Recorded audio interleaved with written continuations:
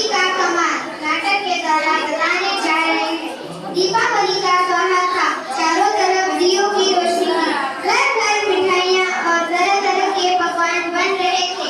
सभी के घर उपहारों से भरे हुए थे, लेकिन मोहन बहुत चिंतित था। उसके घर में खाने के लिए अनाज का एक दाना भी न था। बहुत सोचने के बाद मोहन काम की तलाश में निकल गया। रास्ते में एक जंगल पड़ा। जंगल में कुछ दूर चलते ही उसे एक बूढ़ी दादी दिखाई दी। उनके पास लकड़ियों का एक ढेर था। मोहन सोचते हुए, शायद उन्हें मदद की जरूरत है। मोहन बूढ़ी दादी के पास आ जाता है और कहता है, क्या मैं आपकी मदद कर दूं? बूढ़ी दादी प्रसन्न होकर, बेटा तुम्हारा बहुत बहुत धन्यवाद। मोहन बूढ़ी दादी की लकड़ियों का ढेर लेकर उनके घर पहुंचता है। बूढ़ी दादी मोहन से पूछती है, बेटा तुम इतने दुखी क्यों हो?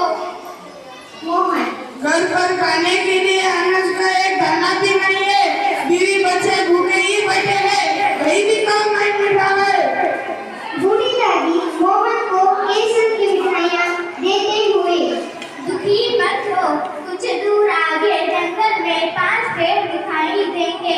उसके आगे एक छोटी सी गुफा है जहाँ 3 कोने रहते हैं। जैसे ही वे तुम्हारे हाथ में यह केसर की मिठाइयाँ देखेंगे वे तुमसे मांगेंगे, लेकिन तुम मिठाइयों के बदले में उनसे चक्की मांग लेना। चक्की के आते ही तुम्हारे दिन बदल जाएंगे। मोहन ने बूढ़ी दादी को धन्यवाद दिया और मिठाइयाँ ले। मोहन ने बूढ़ी दादी को धन्यवाद दिया और मिठाइयाँ लेकर आगे बढ़ गया। कुछ दूर चलने के बाद उसे 5 पेड़ दिखाई दिए। उसके पास जाते ही उसे एक गुफा दिखाई दी। गुफा छोटी थी। मोहन झुककर गुफा के अंदर घुस गया। वह जैसे ही अंदर गया उसके सामने 3 बौने खड़े थे। मोहन के हाथ में मिठाइयाँ देखकर वे बहुत खुश हुए और मिठाइयाँ मांगने लगे। जैसा बूढ़ी दादी ने कहा था ठीक वैसा ही मोहन ने उसने मिठाइयों के बदले बोनों से चक्की मांगी। बोनों ने मोहन को चक्की दे दी और उसे बताया कि यह कोई आम चक्की नहीं है, यह एक जादुई चक्की है। तुम जो भी इस चक्की से मांगोगे वह तुम्हें मिल जाएगा। मोहन,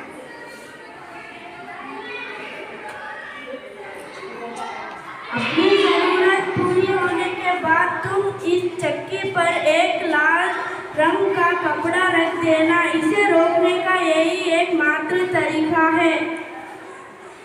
मोहन ने बोनों को मिठाइयाँ दी और चक्की लेकर घर आ गया। घर पर पत्नी और बच्चे भूखे बैठे थे।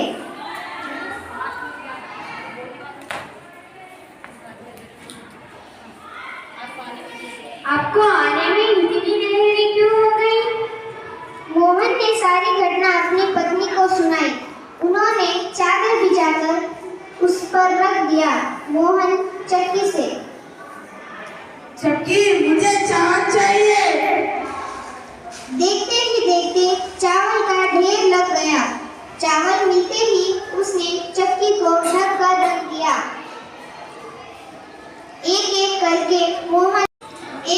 करके मोहन ने दाल, गेहूं, आटा सब मांग लिया।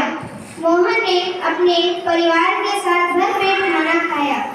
अब मोहन बाकी का अनाज बाजार जाकर बेचने लगा। देखते ही देखते मोहन की आर्थिक स्थिति सुधरने लगी। पहनने के लिए अच्छे कपड़े, भरपेट खाना, बच्चों की शिक्षा आदि अब सब आसान हो गया था। मोहन ने एक नया घर भी बना लिया था। रमेश बहुत दिनों से यह सब देख रहा था। रमेश सोचते हुए, देखते ही देखते मोहन की आर्थिक स्थिति सुधरने लगी। पहनने के लिए अच्छे कपड़े, भरपेट खाना, बच्चों की शिक्षा आदि अब सब आसान हो गया था। मोहन ने एक नया घर भी बना लिया था। रमेश सोचते हुए, कल तक तो इसके पास खाने तक के पैसे नहीं थे, आज इसके पास नया घर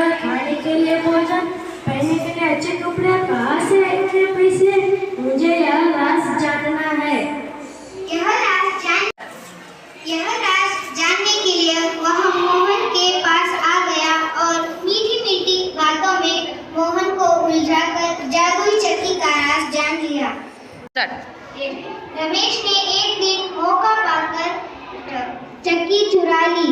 वह उसे अपने घर ले आता है और चक्की से मोहन की तरह अनाज मांगने लगता है, लेकिन चक्की उसे कुछ नहीं देती है। फिर वही बूढ़ी दादी प्रकट हुई। तुम्हें कुछ नहीं मिलेगा। मोहन ईमानदार है और उसने मेहनत करके यह चक्की मुझसे वरदान के रूप में पाई थी, लेकिन तुमने बेईमानी करके यह चक्की चुराई है, इसीलिए यह चक्की तुम्हें कुछ नहीं देगी। इतना कहकर बूढ़ी दादी चली जाती है। निराश रमेश चुपचाप वह चक्की मोहन के घर वापस रख आता है और मेहनत करने लगता है। इस नाटक से यह सीख मिलती है कि लालच में आकर किसी को नुकसान नहीं पहुंचाना चाहिए।